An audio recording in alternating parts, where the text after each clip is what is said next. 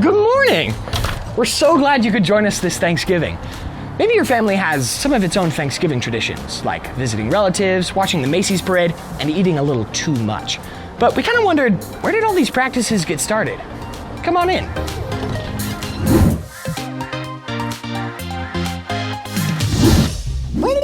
For example, why do people snap the wishbone after dinner? It probably began with the ancient Romans, who considered birds to be holy creatures from the gods, and their divine power could be found in their bones, especially the Y-shaped breastbone. They would leave the bones out on the street to dry, and a passerby would pick one up and make a wish. Now I know what you're thinking, but why do we break them? One idea involves Peter Tate, who wrote Flights of Fancy, a book about birds. He says that the wishbone used to be called Merry Thought in medieval Europe. People started breaking them at a festival called St. Martin's Day.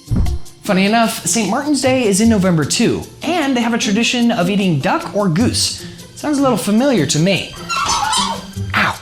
Ooh, that's hot. Ow, ow, ow, ow, ow, ow. How about this? The traditional presidential turkey pardon. The first president to make it an official tradition was George H.W. Bush. Some historians say giving the turkey a break goes back to Abraham Lincoln. Once, when his family was given a turkey, Lincoln's son Tad kept it as a pet and named it Jack. When the time came to eat it, Tad wouldn't let his father take the bird. So, Lincoln wrote up a reprieve on a card and gave it to his son, who kept the turkey for quite some time. If you think presidential poultry protection is odd, wait till you hear about Calvin Coolidge. The 30th president was given a live raccoon one Thanksgiving. The Coolidges named it Rebecca, and it became a presidential pet for a while. Hike! Now, some of you like to watch the turkey pardoning ceremony, but others prefer football.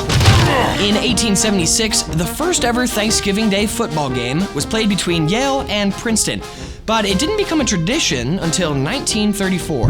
That year, George A. Richards, owner of the Detroit Lions, couldn't sell enough tickets to his team's regularly scheduled games.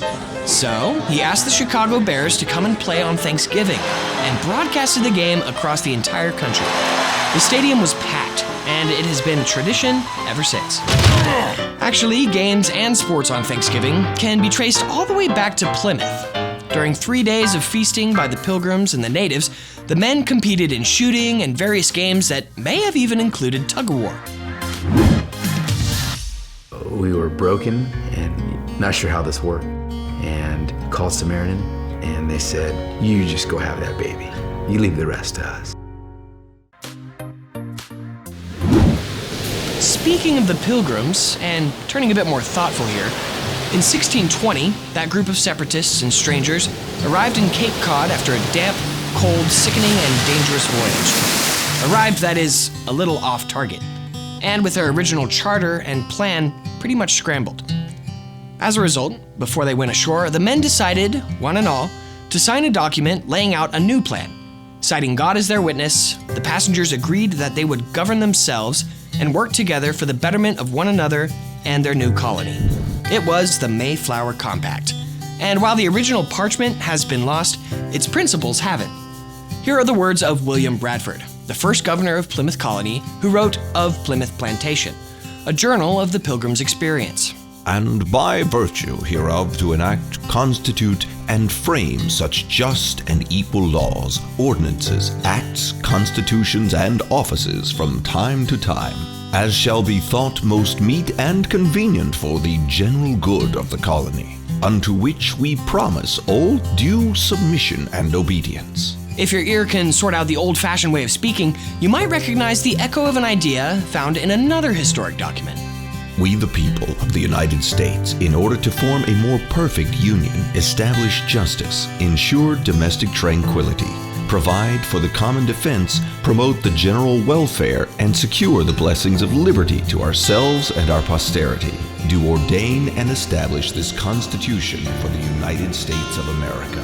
The Mayflower Compact was really a stepping stone on the way to the U.S. Constitution 167 years later. It makes sense when you think about it. You see, despite terrible hardships, for the most part, Pilgrims actually did abide by their promise to govern themselves for their mutual benefit.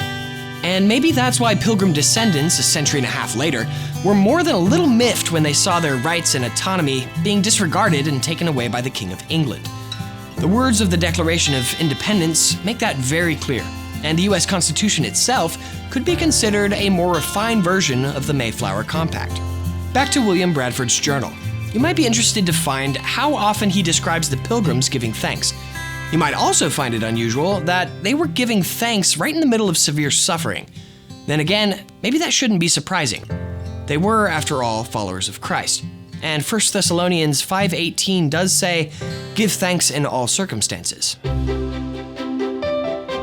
I'm Nick Jensen, for the entire World Watch team, with the words of the psalmist, wishing you and yours a happy Thanksgiving. O come, let us sing unto the Lord. Let us heartily rejoice in the strength of our salvation.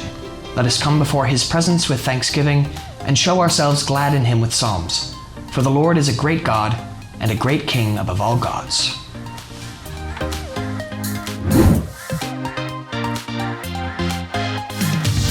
Additional support comes from Heart of Dakota, providing Christ-centered homeschool curriculum with living books and a rich historical focus. Get a free catalog today.